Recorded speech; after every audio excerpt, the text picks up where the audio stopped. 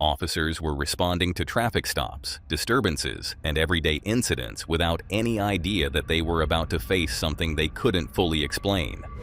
Please, I need to call my parents right now. If those girls died, it's on you. Écoutez, non. What? Whoa! Put it down now! Put it down! These routine calls quickly turned into disturbing encounters no one was prepared for. And somehow, what you're seeing right now is not even the most unsettling part of this video. Because the final case is the one that left officers with more questions than answers and makes this entire list so hard to forget. But before we get to that, let's start with the first terrifying case police still can't explain. Oh my God. Please help me, please. I need to call my parents right now. If those girls died, it's on you. On September 26, 2025, police responded to what should have been a routine shoplifting incident at a store in Oklahoma. These two right here are currently stealing as well. Oh. Like right now? Yeah. I should just look at the camera, but yeah, he's got clothes up under his thing. Right. Got this lady right here. Confirm on the female break. I was just advised I have 2 more people at Target who are currently in the process of stealing. The suspected theft involved ordinary retail items, and, at that point, no one was in immediate danger. But when an officer attempted to stop the woman involved, the situation escalated almost instantly. Hey! Stop! 1101, they're running! Stop!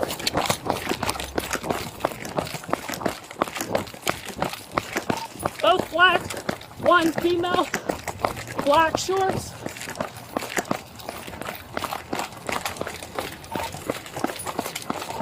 Stop! Stop! Stop! 1101, she's trying to take off in her car. Stop. Get out of the car right now. Get out of the car! Stop! Stop! Get out of the car! Move!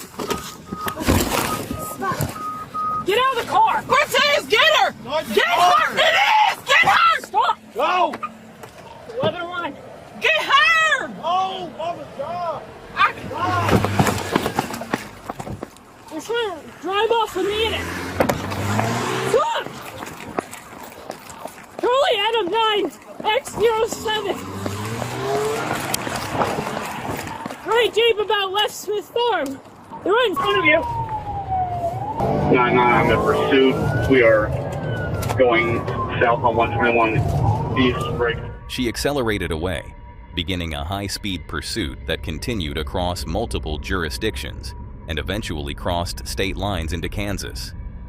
Officers followed from a distance as the Jeep moved through traffic, left the roadway, and continued through grassy areas. We have 6, so just go ahead and back off a little. I'll be backing off. They're coming right to you. 856 in the grass, and they try to go around, all right. It's a Jeep. At several points, the suspect appeared to gain a significant lead until the pursuit came to a sudden and devastating end when the Jeep entered an intersection and violently collided with another vehicle. Looks like they got a really good lead on us, and OHP's backing off quite a bit, so.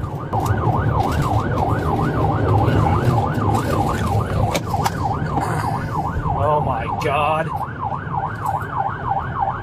Jesus Christ. Crossfire! Crossfire! Crossfire! K9! K9's on scene! Come over. Show me your hands! Hey, show me your hands! Show me your hands! Do it now! Hey, we got a better view over here. We got a female and male laying down, both unresponding. Show me your hands!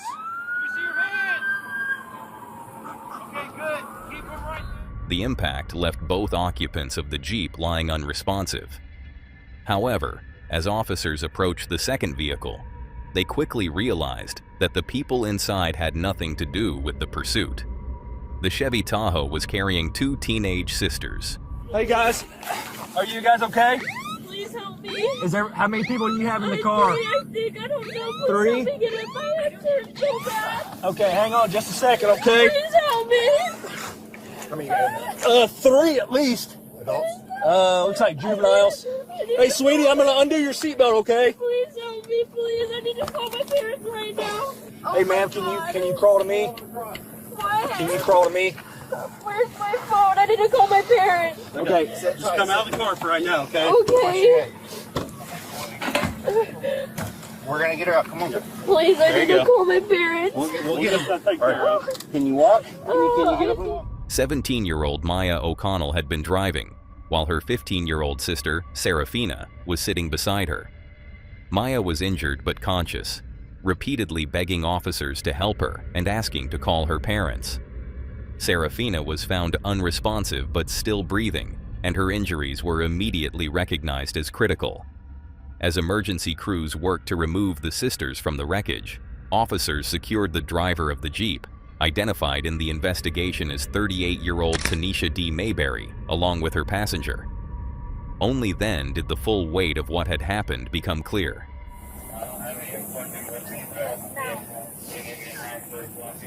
He's got a pulse. He's breathing.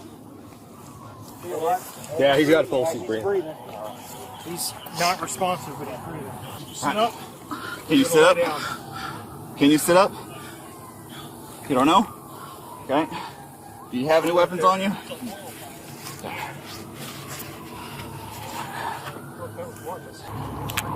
Yeah. You want to take this See and... what you did? See that? Those are two young girls in that car. Two young girls. One of them had a cheerleading outfit on. Probably leaving the school. She's begging to call her mom and dad. You could have stopped. Could have, but you didn't. This is on you. If those girls died, it's on you. You want to add her to the call? Yeah. All right. Tanisha Mayberry. What's that other idiot's name over there? What's your passenger's name? What's his name? Cortez. Who is he to you? I ain't got time to play games with you. Who is he to you?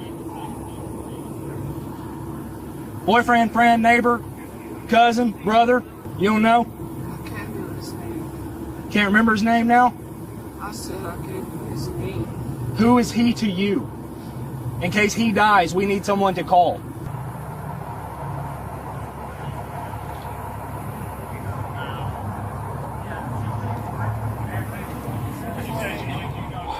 The original call had involved a minor theft.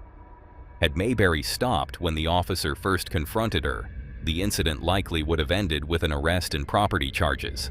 Instead, every decision made after that moment increased the danger, not only to the officers pursuing her, but to every driver who happened to be on the road. Maya luckily survived with moderate injuries.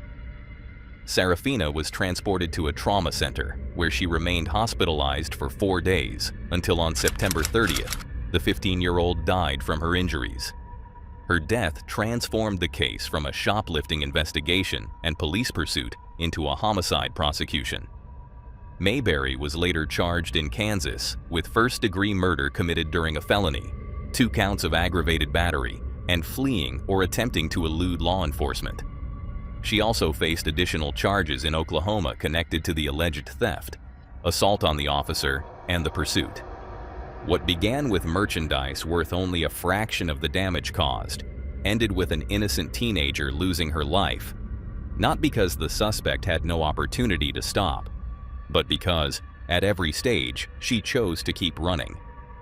The consequences of that pursuit were tragically clear. But in the next case, officers were left with something far more difficult to explain. What began as an ordinary noise complaint would leave the responding officers with a moment none of them could immediately explain. Pardon, je crois que c'est lui les suites. Ça marche, merci, on va voir tout à l'heure. Ça marche. Je vais vous laisser retourner chez vous un petit peu, respirer. Ouais, mais vous avez pas un truc pour les serrures parce qu'en fait on a pas les clés. C'est vrai, juste là. Oui. Elle est ouverte. D'accord, très bien, il n'y a pas de problème. Non mais il n'y a pas de problème, très bien, allez, bonne soirée. Oui bah ça va, c'est Gaël qui m'a dit qu'elle était fermée, j'y peux rien moi. C'est lui qui rébou sa race. C'est pas boire, on ne boit pas. Ah mais lui il boit pas beaucoup d'habitude. Ouais, baissez, ouais, baissez. Il est trop dans le mal. Ouais, carrément, franchement il est pas bien du tout, le gamin. Ah ouais? Non, non, non. Bah non, justement. Je voulais avoir ce moment et je l'ai pas eu. Vraiment ce moment. Et je l'ai pas eu. Je suis assez confus de l'épaule. Police had been called to a house where a late-night party was reportedly getting out of control. Calls like this were usually straightforward. Officers would enter, speak to the people inside, and send everyone home. Nothing about the situation suggested that they were about to capture something far stranger. Maintenant, je pense qu'on va rentrer tranquillement. What?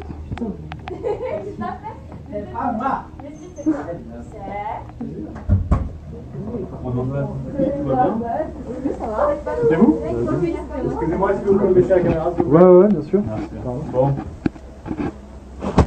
What? Il y a de l'ambiance chez vous, monsieur? Bah ouais, ouais. Vous voulez venir avec nous ou quoi? Bah écoutez, non. What? Whoa! As the officers slowly moved through the house, one of them appeared unusually cautious. He approached the kitchen and stepped toward the counter. At that exact moment, the entire rack hanging above it suddenly collapsed. Nobody was standing beside it.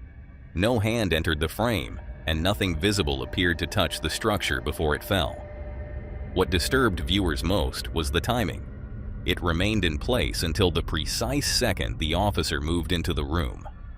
A loose fitting, a hidden wire, or a carefully planned prank could explain what happened. But nothing captured by the camera confirms any of those possibilities. Whatever caused the rack to fall was never visible, and the officers left without discovering what had triggered it. And that takes us to the next case, where a routine domestic call led officers to a family waiting for answers they were not prepared to receive. Man, you better make sure he's okay. I'm telling you.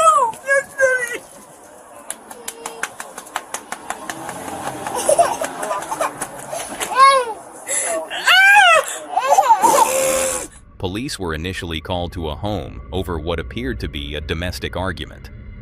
But almost immediately after arriving, officers realized that something far more serious had already happened inside.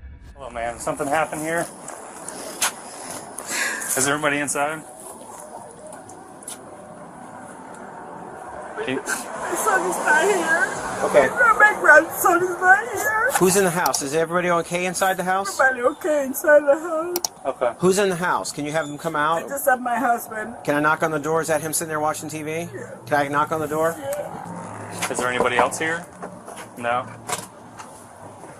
Hi. What happened? Can I see your, what's the... The kids were crying, so I think he was spanking them, so I asked him what happened, why they crying. And I didn't hear what he was saying because I was on the phone with my sister. And when he started shouting at me, "Ma, just, it's okay, they're okay, they're fine." So I'm like, what's happening? They're crying, what happened? So he came up, "Ma, what? I spanked them." I'm like, that's all I'm asking. What happened? What did they do? I'm not saying that, you don't have a right to spank them. What did they do? He's like, man, just shut up. I'm just, and he just started cussing. I'm like, listen. He's like, man, I'm just so fucking tired. Whenever he started cussing, I'm so fucking tired of you. Why don't you just shut up? I'll just, like you said, I'll just knock you up. Do you know where your son's at right now? I know we took the baby to the hospital because I heard a gunshot went off and I saw blood in the room. So I don't know. Was there anybody else in the room besides you, your husband, and your son? The baby. I think the baby was there too.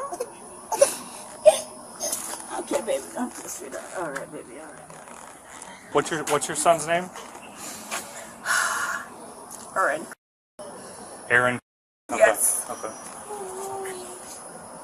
My husband, he did not know what was going on. He wasn't even in there. But my son, he's talking about, I will knock you in the, and I'm like, what, you gonna knock me in the what? And I came at him and he run out here.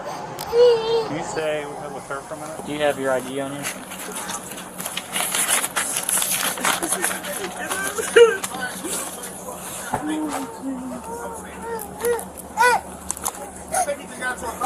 We're with it. We got it. It's the same. Yeah. No, it can't be the same thing. There's nothing here. Okay, Mama. I don't think so. Anybody have any medical complaints? No, there's nothing here. So what happened here? I don't even know. I was in a scuffle in the room with my husband because he grabbed me around my neck. Are you hurt at all? No, I'm not hurt, but he grabbed me around. He had me in a neck hold. Why he had me in a neck hold? Because I'm arguing with my son. Like, you started it. You started it. He got me in my neck like this. He like, you started it. I'm like, he wasn't even in here. What you don't even know what happened. Yeah. And he had me in a neck hold, and I don't know what happened. I hear bow. The confrontation escalated until her husband allegedly grabbed her around the neck while she continued arguing with Aaron. Then, from inside the bedroom, she heard a single gunshot. When she managed to get back to her feet, she saw blood on the floor. Aaron was gone, one of the twins was missing, and so was her vehicle. She believed he had taken the injured child to the hospital. Jesus Christ, I saw blood on the floor. I didn't see my grandson, and I didn't see my son anymore that I was arguing with. I don't see my car. So I think he took my car and he took the baby. Jesus Christ, I don't... Was this, what you heard was a gunshot? It was. One shot? Yes. From outside? No, it was inside in my bedroom. Because I saw the blood and... Jesus Christ. I don't know what happened, but I know Monty was there. They're twins. And is this Aaron's child too? Yeah, it's his And baby. the other baby is Aaron's too? And they were all here? Yeah. Officers tried to reconstruct what had happened, but the grandmother had not clearly seen the shooting. She only knew that Aaron had possessed a firearm, that the child had been somewhere nearby, and that everything had unfolded while multiple members of the family were fighting inside the same room. Her greatest concern was whether her grandson was still alive. I got up, I saw like blood on the floor, but I heard my son scream. I don't even remember what he screamed, but I know it was something. I don't even know who called. I don't even know what I did. Man, you better make sure he's okay. I'm telling you.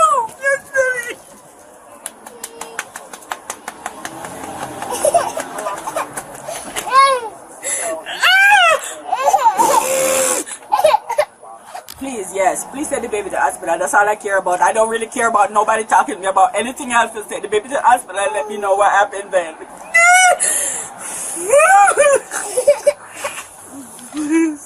Was that Aaron? God, I can't do this.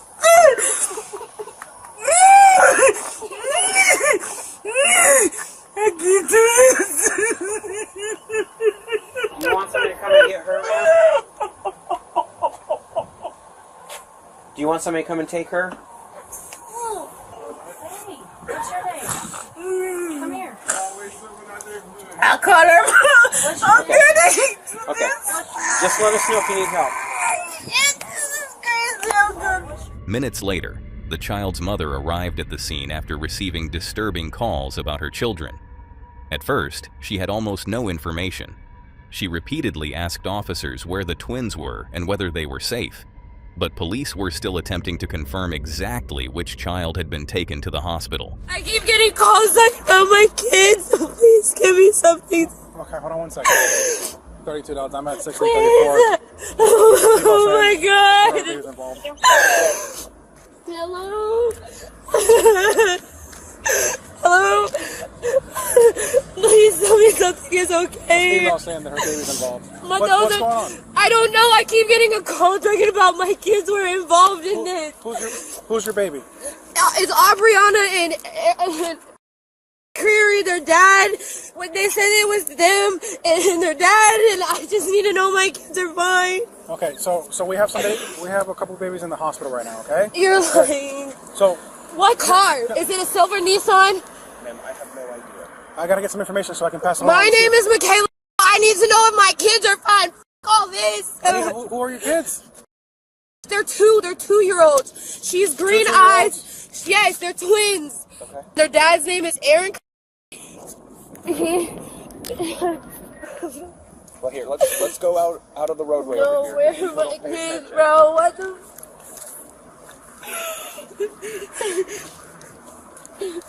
Here, let's have a seat. I can't sit. I need to know where. My kids are. Hi, is this Michaela? Yes, what is going on? Jesus Christ. Did you get the message? Did Aaron call you? No, RJ called me. Please tell me what is going on. I'm sitting here on 34th and 15th. Listen, I need to know where the my kids are. As the conversation continued, her panic grew. She identified the silver SUV Aaron had apparently used and demanded to know where he and the children had gone. The officers knew that one of the twins had been seriously injured, but the mother was still trying to understand what everyone around her had already begun to fear. Aaron, who was 22 years old, had attempted to drive his wounded son to the hospital.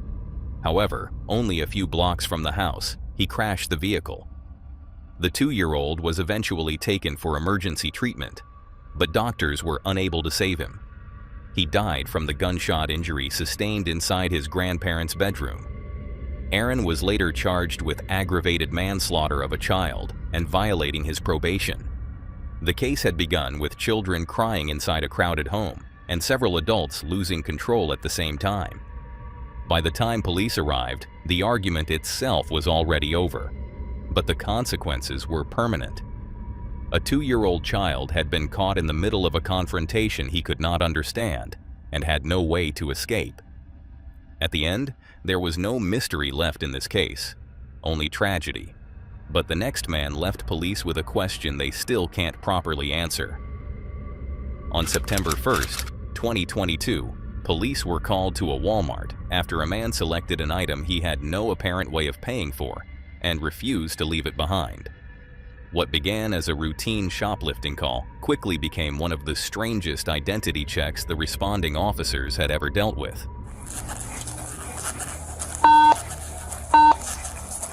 What's up, man? How you doing? Hey, check this out. Look at me real quick. Yeah, look at you. Hey, anything that you're willing to buy, they don't want you to buy it. So I need you to come to the front with me. I'm gonna explain it when I get to the front. All right? Just come with me right now. Police 503 I'm 10-4. I was trying to tell 677 we was in the electronic section, but I think the gentleman is gonna walk with me to the front of the store. I should pay for it. Nah, they don't want you to, they're not gonna let you buy them. Why is that? They don't want you to buy them. Well, I'll just skin them. Like I'm supposed to get them by rights. Let me hold them. I got them. Put them down. Sorry. You can't buy them. You're all right. They're not gonna let you buy I'm them. taking it. Listen, this is where if you don't listen to me, you go to jail. So put them down. I'm taking it. Listen. Hey, don't touch me. Don't touch me. You don't have any time. Hey. The man refused repeated instructions to put the item down. When officers attempted to stop him, he resisted and was quickly taken to the floor and handcuffed. But once they had him under control, they encountered a problem that seemed as simple as it was unusual. He would not tell them who he was. Every time the officers asked for his name, he responded with the same demand. They had to say it for him. He spoke as though they already knew his identity and were deliberately refusing to acknowledge it. Stop. You can roll over. I'm not trying to choke you. But if you're going to act like that, I'm going to do whatever I need to do. Stop. Stupid, call the name. You're going to roll him over. Say the name. Say that name. You only got this way. Say the name. Say the name. Say the name. Say my name. Stay, please. Say my name. Hey, if you don't give up, you're going to be tased. Say my name. You're going to get tased. Bro, why you Say my name. That's what you say. Say my name. Say my name. Say my name. Alright, just calm down. You can say my name. 531 I don't know. Let me hold traffic still, though. I'm not familiar with him, though. Say my name. You got a number like this? Once outside, the officers calmly explained that without a name, date of birth, or identification, there would be no way to process or eventually release him. None of it seemed to matter. He continued demanding that they say his name. When he finally offered several answers, none remained consistent. He called himself Marty, then Mighty Mo, but provided no reliable last name, address, or date of birth that officers could verify. As the questioning continued, he made an even stranger statement. He told the officers that there were far more of us than there were of them. Not more of me, more of us. The officer did not pursue the comment and returned to the arrest paperwork, but the wording immediately stood out to viewers. The man had arrived with no identification, no money, and no clear means of purchasing the item he refused to surrender. He also seemed convinced that his identity was something the officers should already know. A medical condition, psychological crisis, drugs, or a deliberate refusal to cooperate could all explain parts of his behavior. However, the footage never establishes what state he was in, or why he continued speaking as though someone else was answering with him. He was eventually placed inside the patrol vehicle, still refusing to provide a verifiable identity. The officers had successfully made the arrest, but they were seemingly no closer to understanding who they had arrested. The previous case left officers with unanswered questions. The next gave one deputy only seconds to decide whether he needed to fire. Deputies in Virginia were sent to check on a young man who was reportedly behaving erratically. At first, it appeared to be a routine welfare call. But the moment the officers approached the house, 19-year-old Anthony Baumgartner stepped outside, holding what appeared to be a handgun, and pointed it directly at them. Now! No. Put it down. Anthony! Come on. Anthony. Mary Jane, is that a real gun? 7-Act, Max. Let me back up now. Got one at gunpoint. Anthony? Anthony? Anthony! Put the gun down!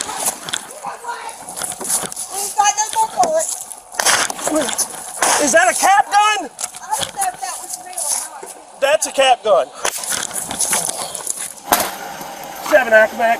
Something shoots at me. Mary Jane, I'm gonna shoot him! I'm gonna shoot him! I don't even think it's real. It is real! 7-Act, Mac.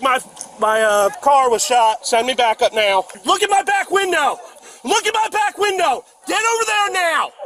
Get over there now! Mary Jane, get over there now! I'm not. My husband's in there. He doesn't have anyone. Get over there now. Anthony? Get... You're gonna wind up getting shot!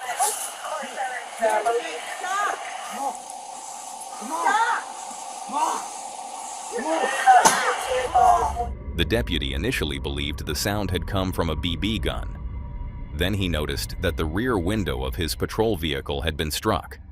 Realizing the weapon might be real, he warned Anthony that he was going to be shot if he continued aiming it at officers, and despite having several opportunities to fire, the deputy held his position and continued trying to convince him to surrender.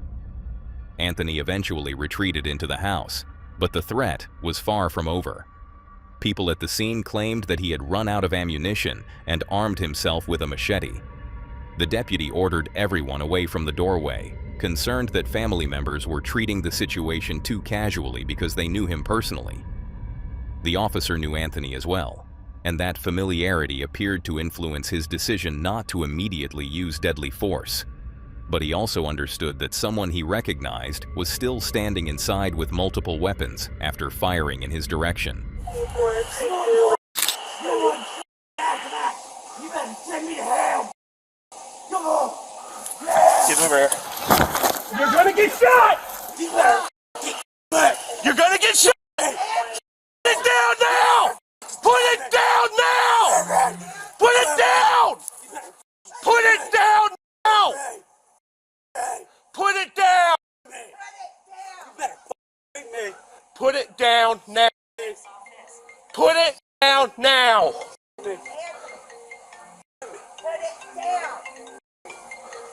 Where's that other girl? Anthony, I do not want to do this. I do not want to do this. Put it down. I've been wanting it. I had a bad day. Put it down now. I know you want to. He knows you want to. Come on. Put it down now. Put it down now, Anthony. You wanted it to. Come on, tell me. Put it down. Come on. Put it down. Put it down now. Put it down. Anthony. Anthony. Anthony. Anthony, put it up. Why you have Jane? Mary Jane, move over by your car now. Nah, Ma, don't go over by your car. Don't go over by your car. Don't listen to that fat Put it up, Anthony. Put the machete. No. Put it down. You already in trouble? Nah, I ain't going nowhere. Yeah, you are. I'm going to hell. Anthony, it's not funny. Stop. Put it down now. I'm going to hell. Send me to death row. Put it down now. Death row. Anthony. Put it down now. Nope. I'm going in. Bob, come out of the house. Don't go, no, Mary Jane. I don't care, Mary Jane. I got to take this serious. I know y'all. I know he probably won't do nothing to you. But you got to understand, you have to get back now. Once additional deputies arrived, they entered the home and found Anthony inside.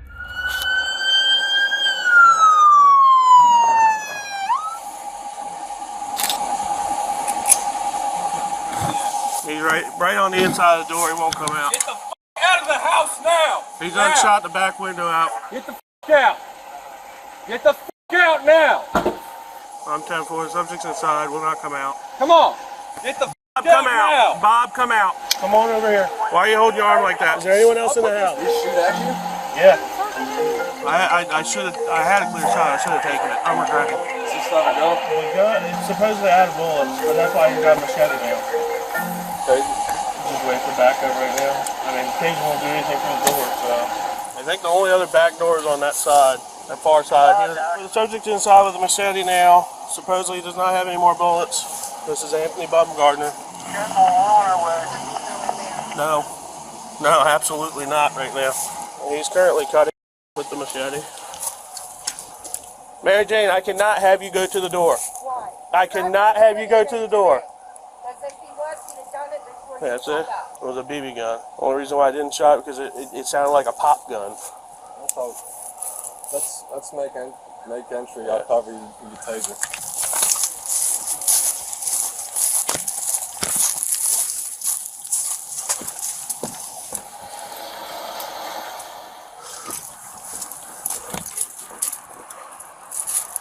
What's his name? Anthony. Let me see your hands. Hands, bud. Hands. Come here. I know. Come here. Give me this hand. We're gonna get you help. 8 Mac, 1 detained. Come on, man. Alright. Hi, Lucy. Love you. You got anything on you I need to know about? I don't think so. You might want to check the left, though. Huh? Left pocket. Left pocket? What you got in there? Anything? Anything that's gonna poke, pry, or stick me? I don't. This. That had to have been a BB. Can you get me? Well, I'll go get it. Bro, that ain't a BB gun. That's like a 9mm 40. That's 22. You realize you pointed that right at me? Yeah. Mitch, take him. Only after the arrest did they discover how close the encounter had come to ending differently. The gun was not a toy. Officers recovered a real firearm and confirmed that Anthony had fired a .22 caliber round. Investigators found damage to the patrol vehicle, a nearby fence, and the deputy's protective vest. Officers also checked the surrounding homes because some of the rounds had traveled in their direction. Do what you did last time. What I did last time? Yeah. What are you talking about? You know what you did last time. When? You know what you did. You thinking of the wrong dude? No, I know. I got video. Put him in your car. Alright, come with me. I handled it horribly. That's what I'm pissed about. What'd you handle? You did great, dude. No. Look, bro, it's in the fence, too. You ought to check that house, make sure they're okay. Well, John, can you make contact with the house, make sure everyone's alright? He's in custody. He shot at me. What? Yeah. Make sure they're alright, because the bullets were going this way. I handled it horribly, though. You good? Yeah. I'm just pissed at myself right now. What's going on? I handled it horribly. You okay? You good? You checked out? Yeah, I'm fine. Who is it? Anthony Baumgartner. Fucking shot at Cody, man. I imagine they're going to investigate her out. That's why I haven't moved anything. Actually, we need to get them out of the house. Bob's in there too. They both need to get out. They can sit in the car, but the gun's still in there. Where you shoot at you with? Apparently a lot bigger than I thought. It sounded like it was just a BB gun. It looks like it's... We had a couple rounds. They were in the car. Yeah. One through the place.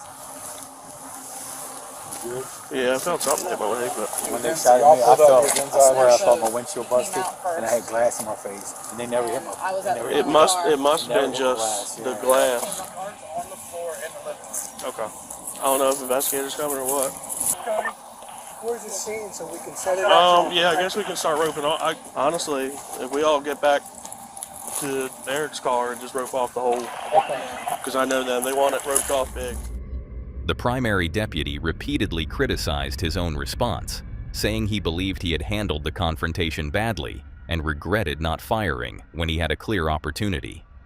However, the judge who later reviewed the case reached a different conclusion and praised the officer for remaining calm and controlled while being fired upon. Anthony was charged with 2 counts of attempted aggravated murder of a law enforcement officer using a firearm during a felony, firing into an occupied dwelling, destruction of property, and several related firearm offenses. He later pleaded guilty and received a 28-year sentence, with all but 8 years suspended. No one was killed during the confrontation, but the deputy was left knowing that the weapon he initially mistook for a BB gun had been real, and that a single different decision could have changed the outcome for everyone at the scene. Anthony's actions left no doubt that the officers were in danger. The woman in this final case, however, was far less predictable because almost nothing she said seemed to connect. On August 9, 2024, officers stopped a woman for speeding. It should have been a brief and routine encounter, but almost immediately, her behavior became difficult for them to follow.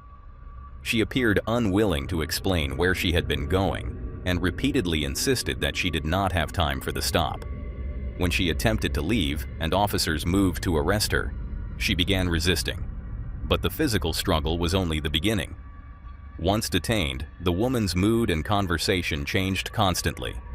At one moment, she appeared furious and distressed. Seconds later, she became calm and almost friendly, speaking about former relationships, past events, and people the officers knew nothing about. She identified herself as Elizabeth, then appeared to call herself Monica before offering other details that contradicted what she had already said. She referred to someone being Russian, asked whether an unseen person was present, and responded to questions that no one around her appeared to have asked. The officers repeatedly tried to bring the conversation back to basic information, but each answer led somewhere completely different. She asked to go home, then requested a hospital. She wanted her parents contacted, but moments later seemed distracted by another conversation entirely. At times, she addressed the officers standing directly in front of her. At other times, she appeared to speak to someone the body camera could not capture. There is nothing in the footage that proves an unseen presence was there. Her behavior may have been caused by a psychiatric episode, a medical condition, intoxication, or another form of severe confusion. What makes the footage unsettling is that the officers themselves never seem able to determine which conversation she is actually participating in. They continue asking questions, but she appears to be responding to several different people at once, only some of whom are visibly present.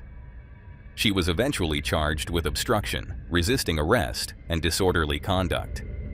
On paper, the incident was resolved like many other difficult traffic stops, but the body camera footage never establishes who or what the woman believed she was speaking to throughout the encounter. That's all for today, folks. If you like to see more of this creepy content, click on the video on screen.